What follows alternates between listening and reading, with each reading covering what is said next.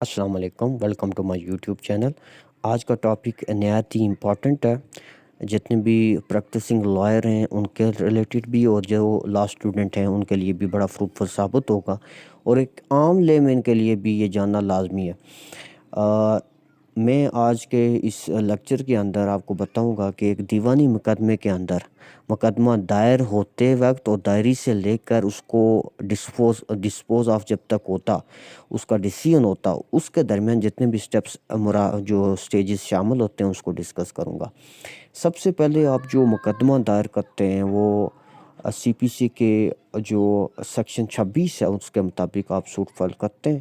اس کے علاوہ سی پی سی کے جو آرڈرز 6 ہے، 7 ہے، 8 ہے، وہ انہی آپ کی جو پلیڈنگس ہیں ان کے متعلق ہوتا ہے، پلینٹ ہوتا ہے، ریٹن سٹیٹمنٹ ہے، اور ان آرڈرز کے اندر مختلف رولز ہیں، اور ان رولز کو اگر ڈسکس کیا جائے تو وہ 1 گھنٹوں کا لیکچر ہے، تو اس کے ریلیٹڈ میں کہیں الگ سے ویڈیو بناؤں گا سٹیپ بائی سٹیپ۔ لیکن آج میں جناب جو ہے آپ سب کو ایک سٹیجز بتاؤں گا سول سوٹ کے اندر جو شامل ہوتے ہیں۔ آپ جب سوٹ فائل کرتے ہیں، آپ جب دعویٰ دائر کرتے ہیں عدالت کے اندر، تو دعویٰ دائری کے بعد جو ریڈر ہوتا ہے جج صاحب کا، وہ انڈر آرڈر 4 رول 2 اس سوٹ کے متعلق اس کو کیپٹن مینٹین کرتا ہے ایک الگ سے رجسٹر کے اندر۔ اس کے بعد اب جب سوٹ دائر ہو گیا، دعویٰ دائر ہو گیا، جو اس دعوے کے اندر جو مدعا ہے یعنی ڈیفینڈنٹ ہے، تو اس کو نوٹس یا سمن ایشو ہوتا ہے۔ اب جو نوٹس یا سمن ایشو ہوتے ہیں وہ کس آرڈر کے تحت، وہ اس کے لیے بھی قانون موجود ہے، آرڈر 5 ضابطہ دیوانی کا موجود ہے۔ تو اس آرڈر 5 کے اندر مختلف رولز موجود ہیں، ان رولز کے مطابق جو ہے وہ اس جتنی بھی وہ سمن کی جو کاروائی ہوتی ہے، جیسے رول 17 ہے، رول 20 ہے، وہ مختلف موڈ بتائے گئے ہیں کیسے ہوگا، اور اگر فار ایگزامپل ڈیفینڈنٹ اویلیبل نہیں ہے تو پھر کیا ہوگا، تو اس کو میں بھی الگ سے کہیں ڈسکس کروں گا کیونکہ ویڈیو لمبی ہو جائے گی۔ تو اب جب ڈیفینڈنٹ آ گیا عدالت کے اندر، تو اگر ڈیفینڈنٹ یہ دیکھتا ہے کہ یہ دعویٰ ہی تو کونسل، ظاہر سی بات ہے کونسل مقرر کرے گا، تو کونسل اگر دوسری دیکھتی ہے کہ یہ تو دعویٰ مینٹینیبل ہی نہیں ہے، یہ تو ٹائم بارڈ ہے، یا کوئی ایسی کوئی ڈیفیشنسی ہے اس سوٹ کے اندر جو آرڈر 7 رول 10 یا رول 11 میں جو ہے فال کرتی ہے، تو اس کو بروئے کال لاتے ہوئے آپ کا کونسل، آپ کی council first of all application file کرے گی عدالت کے اندر آرڈر 7 رول 10 کی۔ اگر رول 10 کی فائل کرتی ہے تو وہ اس چیز کو جسٹیفائی کرے گا کہ عدالت کی جورسڈکشن نہیں ہے، یا ٹیریٹوری جورسڈکشن نہیں ہے، یا مالیاتی جورسڈکشن نہیں ہے، تو سمپلی عدالت اس کیس کو جو ہے ہینڈ اوور کر دے گی پلینٹیف کے، کہ آپ جو ہے نا پیکیونری جورسڈکشن فلفل کریں، یا ٹیریٹوری جورسڈکشن میری نہیں ہے، آپ فلانی عدالت، آپ مجاز عدالت ہے، آپ وہاں جا کر اس سوٹ کو فائل کریں۔ تو آرڈر جو 7 اور رول 11 ہے، اس میں اگر فار ایگزامپل آپ کو سکرین میں شامل جو ساتھ جو ہے وہ ایک آ بھی رہا ہے، اس میں جو ہے اگر for example cause of action نہیں ہے، پراپر ویلیویشن آپ نے نہیں کی، بارڈ بائی لا ہے، تو بارڈ بائی لا سے مراد مختلف ہو سکتا ہے۔ فار ایگزامپل ٹائم بارڈ ہے تو دین پھر بھی آپ اپلیکیشن آرڈر 7 رول 11 کی فائل کریں گے، یا پھر آلریڈی وہ ڈیسیژن اس میں ہو چکا ہے تو آپ ریس جوڈیکیٹا کی پلی لیں گے۔ تو ٹائم بارڈ ہے، تو اس طرح کی اگر کوئی معاملات ہیں تو آرڈر 7 رول 11 کی طرف آپ جائیں گے۔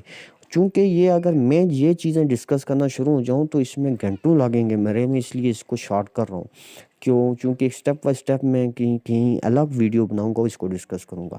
تو اس کے ساتھ جب آپ اپلیکیشن فائل کرتے ہیں تو اپلیکیشن آپ کی فار ایگزامپل ریجیکٹ ہو جاتی ہے، تو آپ کو ریٹن سٹیٹمنٹ فائل کرنا پڑے گا۔ ریٹن سٹیٹمنٹ آپ جب فائل کرتے ہیں تو اس کے اندر آپ نے ریٹن سٹیٹمنٹ کے اندر کیا لکھنا ہوتا ہے، کیسے فائل کرنی ہوتی ہے، یہ بھی آرڈر کے اندر سی پی سی کے اندر جو ہے وہ ڈیٹیل کے ساتھ اس چیز کو بھی منشن کیا گیا ہے۔ اب جب آپ ریٹن سٹیٹمنٹ فائل کر لیں گے تو ریٹن سٹیٹمنٹ فائل کرنے کے بعد عدالت کیا کرے گی کہ عدالت ایشوز فریم کرے گی۔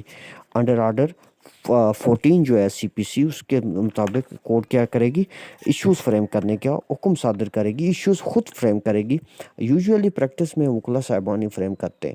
تو ایشوز جب فریم ہوں گے، ایشوز وہ دو طرح کے ہوتے ہیں، issues of law, issues of fact, اور بعض time mix question of law اور فیکٹ بھی آ جاتے ہیں. تو اگر ایشو کوئی ایسا ہے جہاں پر کوئی قانونی بات شامل ہو، جیسے کوئی ٹائم بارڈ ہو یا کوئی دیگر کوئی قانونی جو ہے کوئی شک شامل ہو، کوئی ایشو ارائز ہو رہا ہو، تو اس دوران جو ہے سب سے پہلے عدالت جو ہے قانونی ایشو کو اوپر بحث کرنے کو پارٹیز کو کہے گی کہ آپ بحث اس میں کریں. اگر کوئی ایسا کوئی مسئلہ ہوا تو پہلے قانونی ایشو کو سارٹ آؤٹ کیا جاتا ہے، اور اس کے بعد جو ہے ایشو آف فیکٹ کی طرف آیا جاتا ہے. ایشو آف فیکٹ کو ہمیشہ بعد میں شامل کیا جاتا ہے. تو اب آپ کو میں نے بتایا کہ ریٹن سٹیٹمنٹ آپ نے آرڈر 8 جو ہے عدالت میں فائل کی. آرڈر 8 کے تحت آپ نے جب ریٹن سٹیٹمنٹ فائل کی تو اس کے بعد آپ کو عدالت جو ہے ایشوز فریم کرے گی.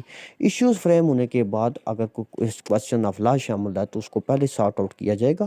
پھر کوشچن آف فیکٹ مطلب شہادت ایویڈنس کا جو معاملہ ہوتا ہے. تو جب question of for example return statement issues بھی فریم ہو گئے، ایشوز فریم ہونے کے بعد جو مدعی ہوتا ہے، جو پلینٹیف ہوتا ہے، جو دعوے دار ہوتا ہے، جو عدالت سے کوئی کلیم کر رہا ہوتا ہے، اس کو پہلے عدالت حکم صادر کرے گی کہ آپ ایویڈنس پیش کرو، آپ اپنے وٹنسز پیش کرو.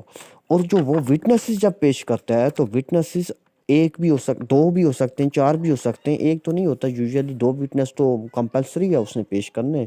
2 وٹنسز پیش کر سکتا ہے اور اس سے زیادہ بھی کر سکتا ہے. اور جب اس کے وٹنسز ہو جائیں گے، ان کی سٹیٹمنٹس کمپلیٹ ہو جائے گی، تو پھر اس کے بعد وہ اپنی جو سٹیٹمنٹ ہے وہ ریکارڈ کروائے گا، اپنا بیان جو ہے وہ ریکارڈ کروائے گا. اب جب اس کا بیان ریکارڈ ہو جائے گا تو پھر عدالت جو ہے اس کے بعد ڈیفینڈنٹ جو ہوگا، مدعا علیہ، اس کو کہے گی کہ آپ جو ہے اپنی اب وٹنسز پیش کریں. اسی طرح مدعا علیہ بھی وٹنسز پیش کرے گا، اور وٹنسز بھی اس کے نسبت بھی CPC کے اندر مختلف جو ہے وہ قانون موجود ہے.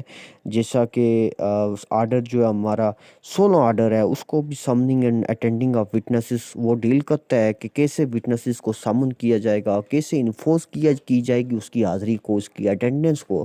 اسی طرح جو آرڈر جو 18 ہیں وہ بھی ڈیل کرتا ہے کہ وٹنس کو کیسے ایگزامن کیا جائے گا. ایک پورا پروسیس جو ہے نا ان رولز میں ڈسکس کیا گیا ہے. جب ڈیفینڈنٹ کے وٹنسز کمپلیٹ ہو جائیں گے اور ڈیفینڈنٹ کا بیان بھی کمپلیٹ ہو جائے گا، تو ازاں بعد عدالت جو ہے وہ حکم دے گی دونوں وکلا صاحبان کو کہ اب اس پہ فائنل آرگیومنٹس کریں.